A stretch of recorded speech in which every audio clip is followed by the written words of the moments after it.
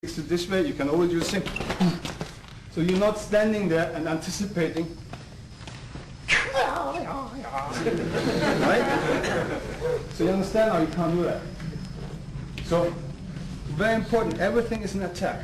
Now, if you understand this concept, you already have the bridge for the two distances, which is the most dangerous to get in.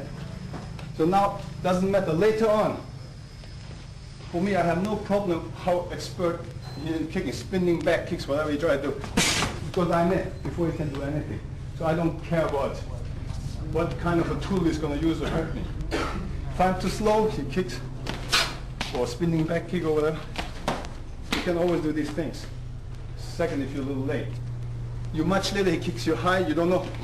You can always use your techniques according to the concept, but still, if your footwork is good, for a beginner, so what I'm telling is basically people like other Wing Chun styles, our guests here, or new first-timers in Wing Chun, if you know your footwork, your basics, first 3 months of work, I'm not using any technique. Kick me, please. Just simple steps, or he wants to grab me or whatever. I'm here, grab me again. It's all footwork, so you don't see bong zao, cham zao, you don't see any kind of techniques. Well, actually, we don't tell you guys or teach you guys techniques neither. So if you understand everything, it's just motion. Relaxed, forward energy. If somebody comes, bends your arm, fine. You go back into this, like a feather. So you don't have a cham zao, bong zao. These things don't exist later. Sounds a little complicated.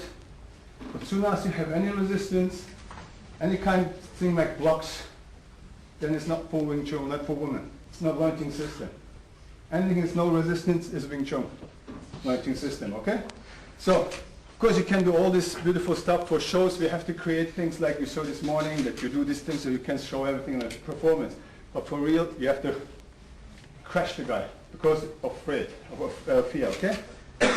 I can show you a couple of demos. Kick me anything. Yeah, do very simple. If you guys the hammer kick, what he try, I don't know what he's gonna do, right?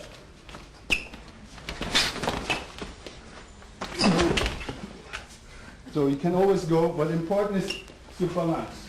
You don't have the pressure, you just lose, because most people don't understand how can we stay on the rear foot. Very important, everything you learn in CM Tower, which means little idea, there's not one big little idea, there's lots of little ideas. Every motion, every little bit has an own little idea in it, okay? So this is what you learn here, it's the most important. If there's any secret, it's in your footwork. So even I step in, sweep my foot, look, I'm always here, I'm not, just pick my foot. Oh, power. Even he moves, I'm not shaking, I can punch all the time. So I'm not fighting for my balance. If I would have like some people do 60-40, if I do this, now I'm very vulnerable. He can attack me because I have to fight for my balance. So very important. Now when I show you, it's because of my pressure. Sweep, move my foot. So you can also do these things, but it's not, again, it's not active. When you feel, so I'm not trying to sweep my foot. Okay, if I feel a little too strong, more than my pressure is, no, Figma. I just let it go, you see? Just let go, just let pass his foot. But I'm not doing it myself. I'm not lifting up here. Go, take a leak and then move on. All right? But then you run over the other one. You don't want to let it in. Now, also with the footwork, because this is important, otherwise you can't close the gap. This is our position. Your rear knee is hidden behind the front knee, so you have a wedge as you have it here. Once you're in your opponent, we do not stand, it's not our pre-fighting position. Wenn ich das mit Mansa am Fuß vor. The problem is, look, I can kick him, he can't even touch me. So if he gives me a roundhouse kick, see? Now, stay, don't move that foot, again. Don't move that foot, look, I'm still here. Kick me from there again. Now you see the distance? So my head is still here. Now I don't give him a target. This is our pre-fighting position. Now to kick me, what do you have to do? So, scusi. So he needs to come closer so I can hit him, right? But before I couldn't do it. Okay? Do again? Now you see the distance? Now That's it. So I can touch him too. Remember? So it's the same concept for against kicks, also against, when you really can stay like this, you force him come into the fist distance. Okay? Otherwise he's going to dance. So we don't care, we don't run after people. If he's, let's say, over there, jumps around, we just don't care. You want something, you come. So he needs to attack you. If not, you're very, in that case, we're very passive. Right? Very passive, so we don't want trouble. So whatever he does, okay, give me a hammer kick. Everything is diagonal. You just go straight in. Give me a roundhouse kick. Give me a snap kick. No matter what he does, give me a spinning back kick. Spinning back kick, spinning back fist. So geht der Fußvorschuss mitgedreht. Achso, den hier. See, I'm always in. Either one of them, kick or back fist. So I'm always here, I'm always in. So once you're in, you crash the guy. You don't give him space at all to move. So which means you disable a kicker, any kind of a kicker, or a boxer, or puncher. So once he attacks me, go. Can you punch me? Punch, punch, punch, kick. So I push him in a position, even though you want to do elbow. Give me elbow. My distance is always here. Now he's maybe in a position to throw me. Love me.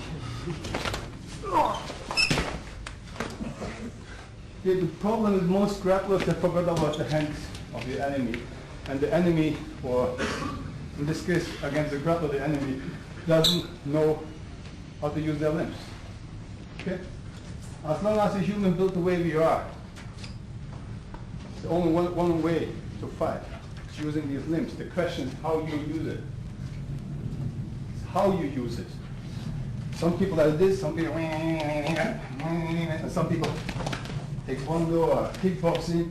Some people grab you.